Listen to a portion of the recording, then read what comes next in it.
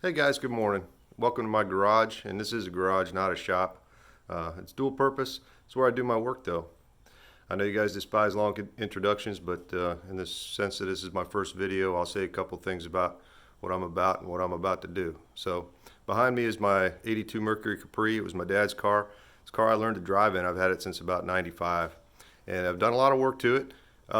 Haven't documented all of it, but I have some pictures and stuff like that. As we go through the individual systems, I'll kind of give you a little bit of background on why I did certain things the way I did them, and for a lot of it, it was learning experience. But here we are, about 10 years since I originally built the car, and I'm ready to go through it again. So this time in a series of videos, we'll go through and redo some of the systems that I did the first time, try to bring them a little bit more up to date, and hopefully learn a few things on the way. All right, like I said, it's an 82 Mercury Capri. My dad was the original owner. I've had it since about 95. And it was pretty well a basket case when I got it. It was originally red. All the body panels are the original body panels, with the exception of the bumper. I had to get a new one of those. And yeah, the glass in the hatch is original for an 82. They didn't go to the bubble style hatch for the Capris until I think 84. I'm not sure exactly. But it's my car. I learned to drive in this car when I was 16. I'm 52 now, so that was a long time ago. So it's got some sentimental value for me. That's why I like to try to keep it. I don't have a stable of cars. This is my car. This is my hot rod. And so when I want to work on a project or learn something new about cars, this is the test bed for it. That's my dog Lilu. Lilu Dallas Multipass. Right on. Okay, so anyways, just a quick couple things. It's got a 5-lug conversion with mismatched lug bolts. We'll fix that at some point from late model Resto. Starting from the ground up, it's got a Maximum Motorsports torque arm on it.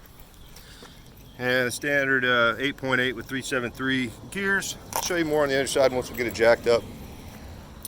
The interior, on a whim, I shaved the door handles when I was putting it together the first time, and I always thought that was kind of cool. Again, a first. The interior has been pretty much redone. New Corbo seats are not new now. They're probably about 6 or 7 years old. So in the back, you can see it's got a rear seat delete that I put together. I got some new carpeting back there because it's starting to get a little long in the tooth. You might ask what those fans are for. Well, this was one of the things that I did when I first put the car together. I wanted it to be fuel injection. This was originally a carbureted car. Figured a standalone was the way to go. So converted over to speed density with a Series 1 AEM. That's pretty long in the tooth right now, but it's got a lot of functions for what it was. So I'm going to stick with it even through this next project. A lot of busyness there. And yeah, I probably need to take some of those breakout panels and put them into some nice connectors, and that we will do that at some point. But it's all running. This was kind of a rolling test bed for me learning fuel injection and all the rest. So we'll revisit some of these systems later. I'll show you under the hood real quick.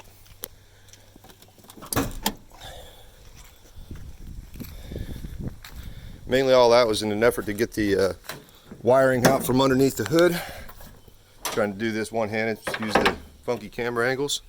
All right, so the motor's from a 92 5.0, and it's obviously a roller motor. I have the original motor sitting in my sitting in my garage back there.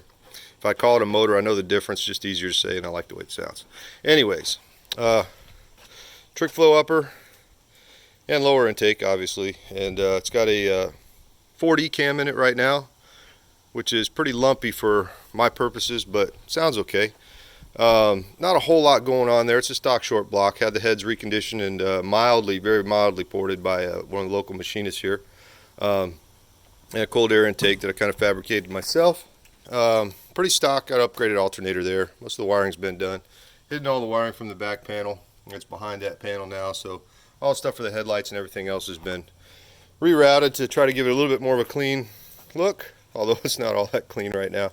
There's a lot of little stuff going on here. It's been converted over to speed density for mass air because the AEM just happens to be a lot better at speed density than it is at mass air. So there's a GM, just a 1-bar map sensor there handling that, and the rest of the tune. We'll get a lot more into the tuning later on because I'll have to.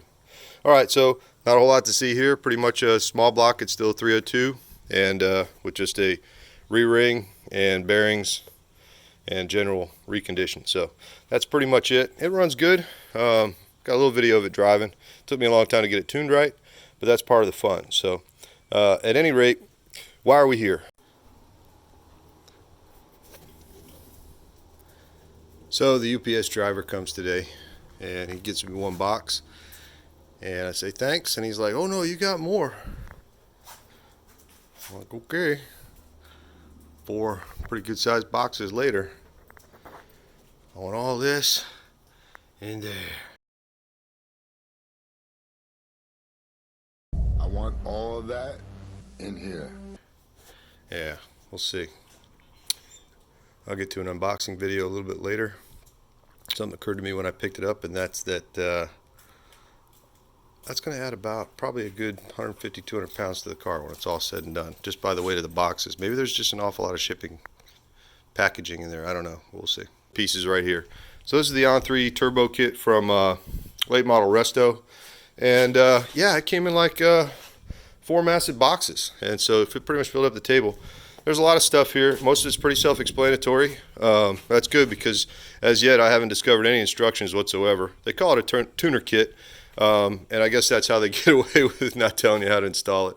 That's okay. Most of it is pretty straightforward. I hope we're going to run into some problems and we'll work through those. Got a Y pipe too to hook it up to the regular stock exhaust, and pretty good sized intercooler over here. We'll have to work on mounting that. And the turbo's down there. I'll show that to you later. Nothing to write home about. I mean, it's what I would consider a budget kit as far as turbos go. The main thing is it's got all the tubing and piping, which is probably the toughest part if you're not a master fabricator.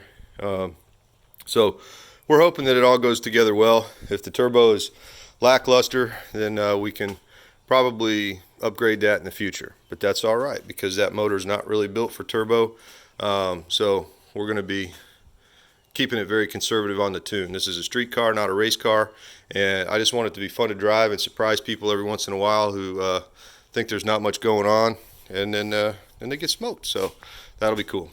At any rate, there's the car.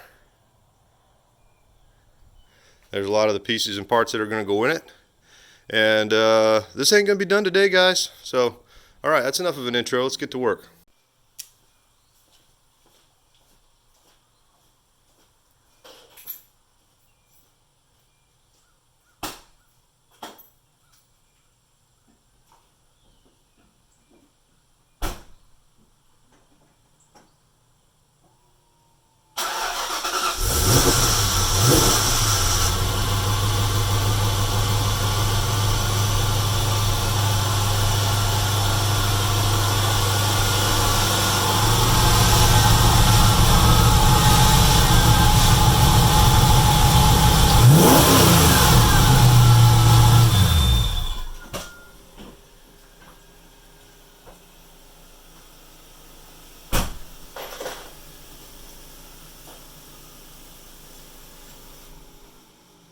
First step's going to be to get this thing up off the ground. I'm going to use jack stands, no lift here, guys. So, you know, no matter where I put those front jack stands, somehow, some way, they're going to be in the way. So I'll just do my best. The back ones will be easy. They'll be under the rear axle. All right, she's up in the air. That's about as high as I can get it.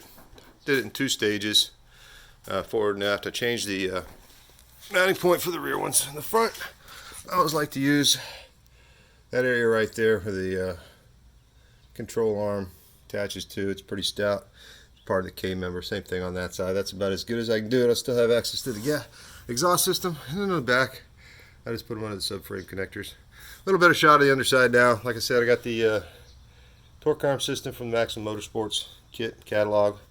That's a MagnaFlow catback minus the over the axle. When I put in the torque arm, it was a tight enough fit and just a pain in the butt, so I didn't put it back on. It still sounds good. Up there is just a generic H pipe, which I'll probably recondition a little bit after installation. Might try to find a nicer one at some point, but it's small potatoes right now. And let's see what else. Got a aluminum drive shaft in there. The old one had a lot of vibration issues, and it's a upgraded alloy T5 in there, and that may wind up being the weakest link. You know what? I hope it is, because then it'll just be an opportunity to get myself a new transmission. Well, at any rate, let's move on.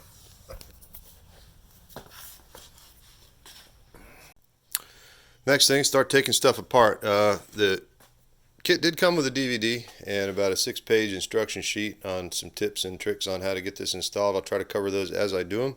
It's not by any stretch of the imagination a detailed step by step, and that's understandable because at this rate, or 30 years down the road for some of these cars, they've been into once or twice, and trying to make a kit that's going to fit every single one perfectly is probably not realistic. And so I've done a lot of relocating and swapping out and trading things. And so, yeah, I may run into some issues, but there are a lot of good tips on the in the instructions on the proper order, I guess, to do things, and keep you out of trouble later on with trying to get into tight areas and tighten down bolts and that stuff. So that instruction sheet is worth its weight in gold. I've already read through it already because I can see right now that whoever wrote that sheet's done this install several times, and they've kind of said, hey, don't do this first or you'll never get this part in or something like that. So like I said, we'll cover it as we do it.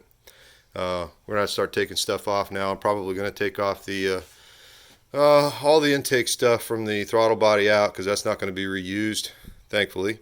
And then the exhaust too. I just don't feel like crawling around my back right now, so I may just start doing some stuff on the top. Eventually all the headers are going to have to come off, and obviously it'll be curious to see how it's going to route with the power steering and all that, and the sway bar. And also the instructions said I'm going to have to get a oil filter relocation kit. I didn't know that, so I'll have to order that. We'll find a place to mount that probably here on the frame rail. We'll see how the stuff goes. Fortunately, I have gotten rid of a lot of stuff in the engine bay over the years, so I'm not at a premium for space right now. This car experienced some frame damage early in its life, and I had to pretty much completely redo the whole underside here. And we'll get better pictures of it later when I take the bumper cover off, but the whole subframe in the front is basically custom, and so that'll either play to my benefits or it'll be a real problem. So nothing a little bit of metalworking can't fix.